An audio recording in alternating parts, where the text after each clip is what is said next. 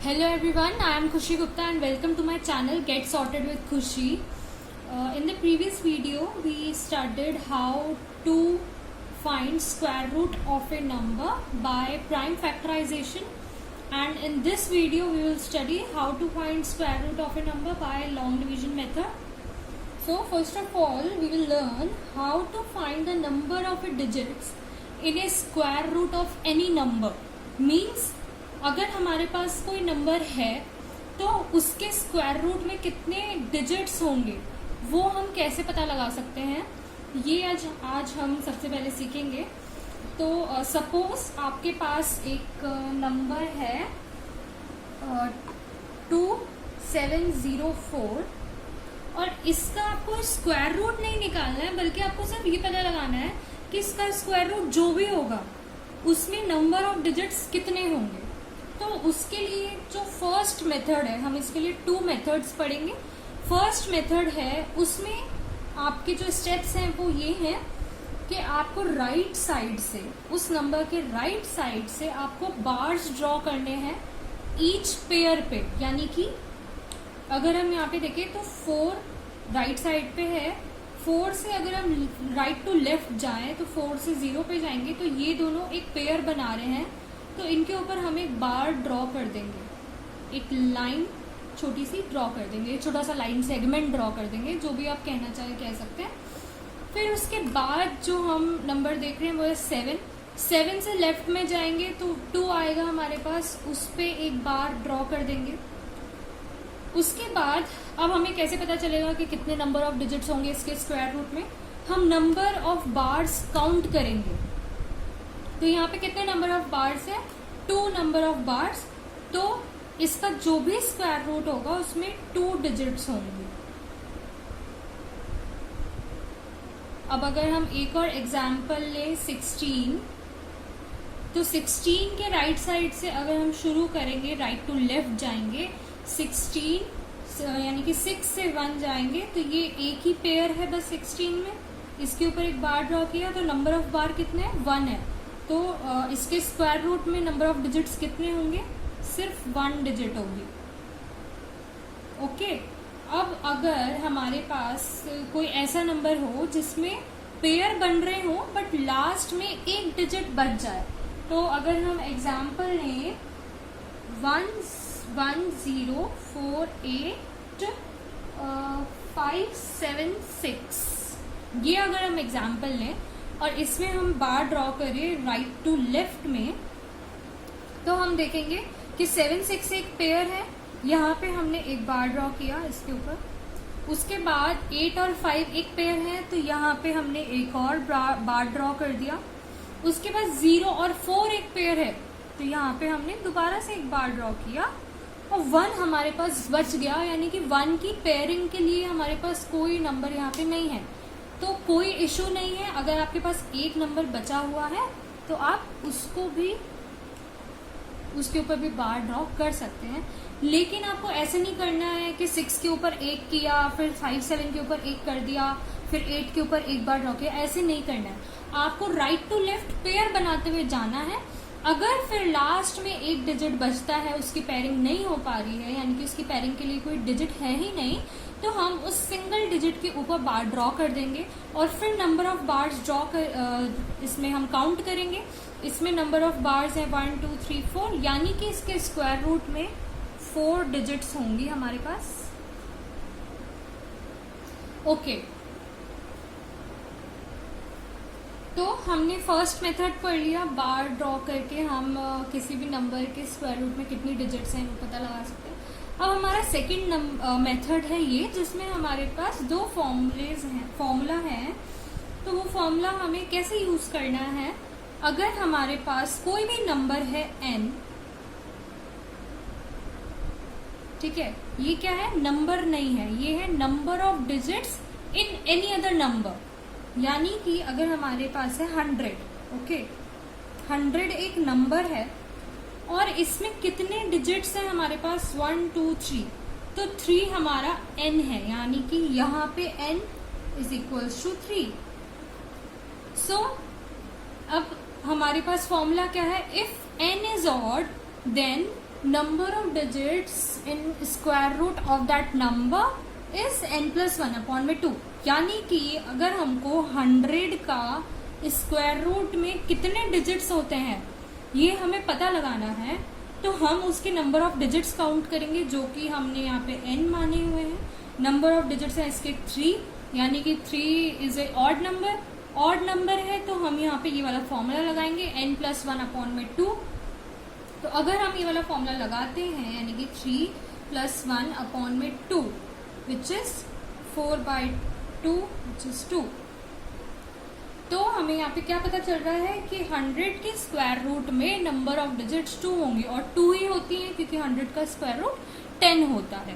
तो अगर अब हमारे पास नंबर ऑफ डिजिट्स होंगी इवन, यानी कि फिर से अगर हम वही एग्जांपल ले 2704, तो यहाँ पे हमारे पास n कितना है 1 2 3 4, तो n हमारे पास यहाँ पे है 4, यानी कि और इसका फॉर्मूला क्या है, if n is even number of digits in any number where n is even, the formula is n/2। तो अगर हम n/2 का फॉर्मूला लगाएंगे 4/2 which is also 2, ठीक है।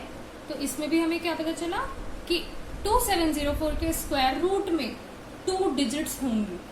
तो हमने क्या पढ़ा अभी तक कि अगर हमें किसी भी नंबर का स्क्वायर रूट निकालना हो या फिर स्क्वायर रूट में कितने डिजिट्स होंगे, अगर हमें ये निकालना हो तो हम 2 मेथड से निकाल सकते हैं। फर्स्ट वाज कि हम बार ड्रॉ करते हैं राइट टू लेफ्ट, हर पेयर के ऊपर बार ड्रॉ करते हैं। अगर लास्ट में कोई एक सिंगल डिजिट बच जाता है, उसकी पेयरिंग के लिए कोई डिजिट नहीं होता है, तो हम उस पर भी बार ड्रॉ करते हैं, और फिर उन नंबर ऑफ बार्स के अकॉर्डिंग हम नंबर ऑफ डिजिट्स निकाल लेते हैं, उसके स्क्वायर रूट में कितनी होंगी वो। और सेकेंड मेथड हमारा क्या है कि जो भी नंबर है उसकी नंबर ऑफ डिजिट्स काउंट करिए, उसको लीजिए n, और फिर अगर आपका n ऑड है तो आप ये फॉर्मूला लगाइए n+1/2। अगर आपका n इवन है तो आप ये फॉर्मूला लगाइए n/2।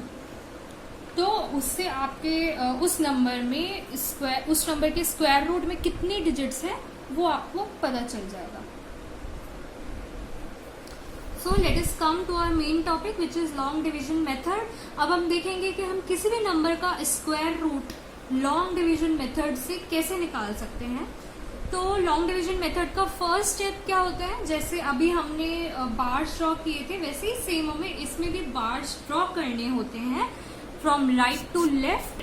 हर पेयर के ऊपर हमें बार ड्रॉ करना होता है। तो अगर हम इसमें करेंगे राइट टू लेफ्ट, तो फर्स्ट बार हमारा 3 6 के ऊपर ड्रॉ होगा, सेकंड 0 7 के ऊपर, और थर्ड होगा 2 के ऊपर। क्योंकि 2 के साथ कोई पेयरिंग के लिए डिजिट नहीं है, इसलिए हम सिर्फ सिंगल 2 पे ही बार ड्रॉ कर देंगे।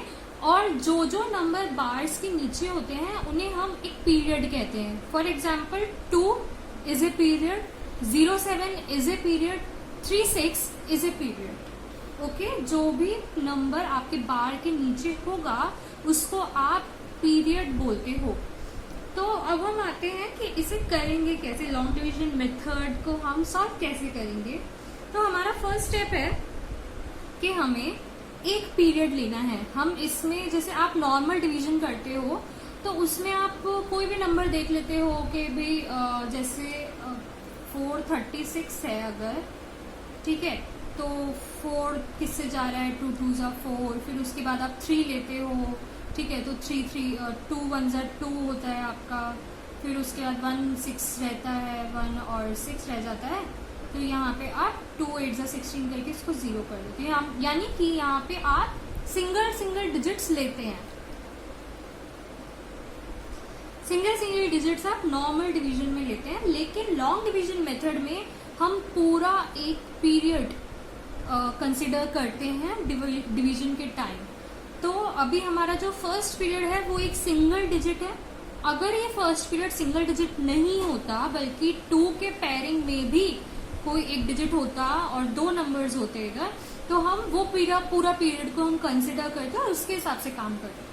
बट अभी हमारे पास सिर्फ 2 है तो हम सिर्फ 2 के हिसाब से काम करेंगे। तो हमारा फर्स्ट स्टेप क्या होता है, ये बार्स ड्रॉ करना, जो कि हम कर चुके हैं। सेकेंड स्टेप में हम क्या करते हैं कि जो हम फर्स्ट पीरियड कंसिडर कर रहे हैं, हम देखते हैं कि हमें कोई ऐसा नंबर लेना है जिसका स्क्वायर या तो उस नंबर के इक्वल आ जाए या फिर उस नंबर से कम आए। तो 2 से कम या 2 के इक्वल तो कुछ नहीं होगा, किसी भी चीज का स्क्वायर नहीं होगा, लेकिन 2 से कम 1 का स्क्वायर होता है। तो इधर हम लेंगे 1 और इधर क्वेश्चन में भी 1, बिकॉज 1 into 1 इज 1, 1 का स्क्वायर 1 होता है। और 2 में से 1 को हम माइनस कर देंगे तो हमारे पास 1 बचेगा। और फिर हम यहाँ पे जब नीचे हम डिजिट्स लेंगे तो पूरा एक पीरियड लेंगे, हम खाली एक डिजिट 0 नहीं लेंगे, बल्कि पूरा पीरियड जो कि है 07 वो हम यहाँ पे नोट डाउन करेंगे, 07। Okay, so our third step is कि जो भी क्वेश्चन यहाँ पे होता है उसका डबल हमें यहाँ लिखना होता है। तो 1 का डबल होता है 2, तो 2 को हम यहाँ पे लिखेंगे।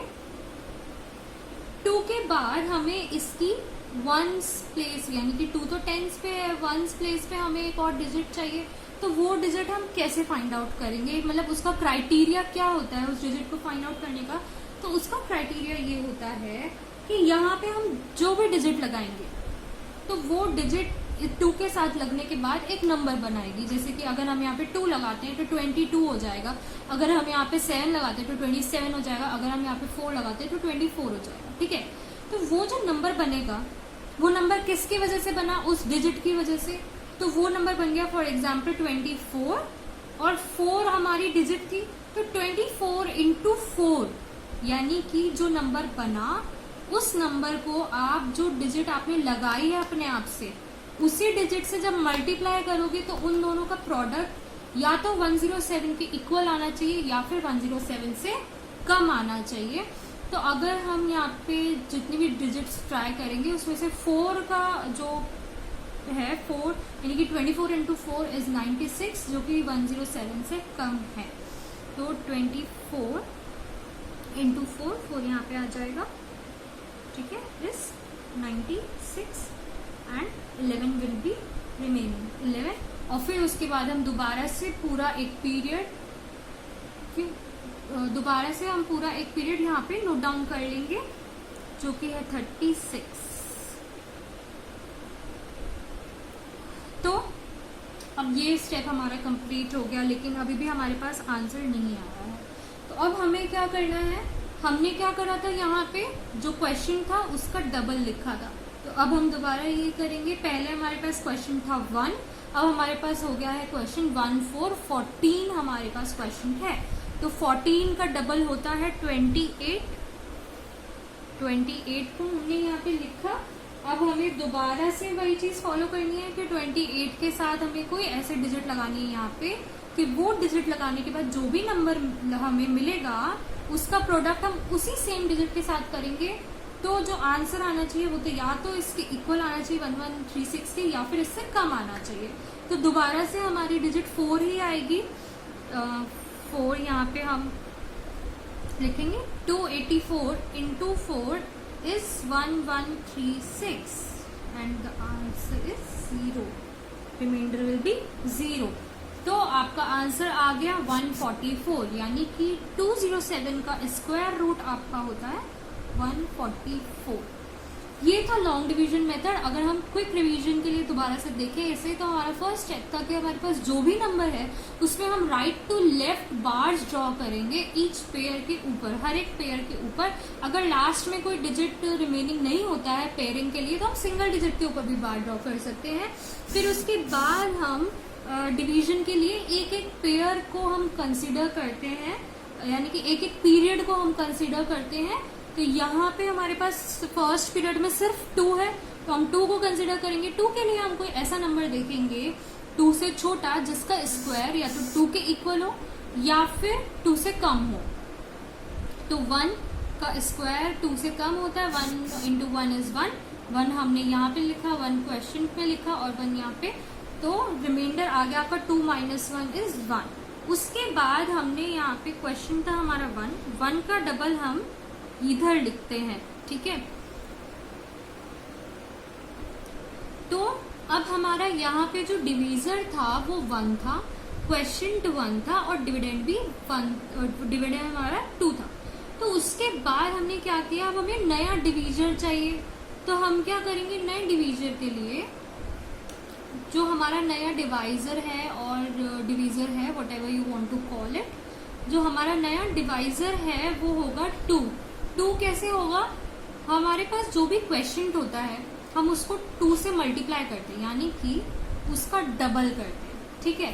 तो यहाँ पे हमारे पास 1 था, 1 का हमने डबल किया 2, और यहाँ पे हमने लिख दिया, तो हमारे पास नया डिवाइजर आ गया 2।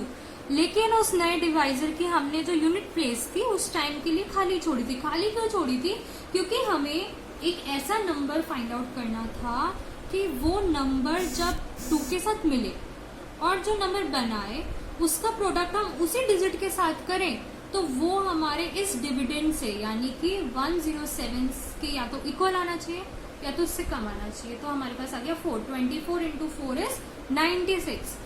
तो हमने 107 माइनस 96 इज 11, और हमने दोबारा से एक पूरा पीरियड यहाँ पे नोट डाउन किया। फिर उसके बाद फिर से वही स्टेप्स हमने रिपीट किए। हमारे पास क्वेश्चन अब आ चुका था 14, तो 14 का हमने डबल यहाँ पे लिखा 28। 28 के लिए भी हमने सेम यही डिजिट, मतलब सेम आई, वो कोइंसिडेंस है, लेकिन हम प्रोसीजर सेम करेंगे कि हम एक ऐसी डिजिट ढूंढेंगे, फाइंड आउट करेंगे कि ये जो नंबर बनेगा उस नंबर को उसी डिजिट से अगर हम मल्टीप्लाई करेंगे, उन दोनों का प्रोडक्ट निकालेंगे, तो वो 1136 के या तो इक्वल है या फिर उससे कम है। तो हमने देखा कि वो 1136 के इक्वल आ रहा था जब हम उसे 4 से मल्टीप्लाई कर रहे थे, तो हमने 284 इंटू 4 किया, 1136 आ गया, और हमारे पास रिमाइंडर था 0। तो हमें हमारा आंसर मिल गया 144, यानी कि square root of 20736 is 144। Okay, so this is all for this video. In the upcoming video we will learn how to find the square root of decimal numbers. So if you have any doubt regarding this topic, or if you want me to explain or teach any other topic, then please let me know in the comment section below. Thank you so much.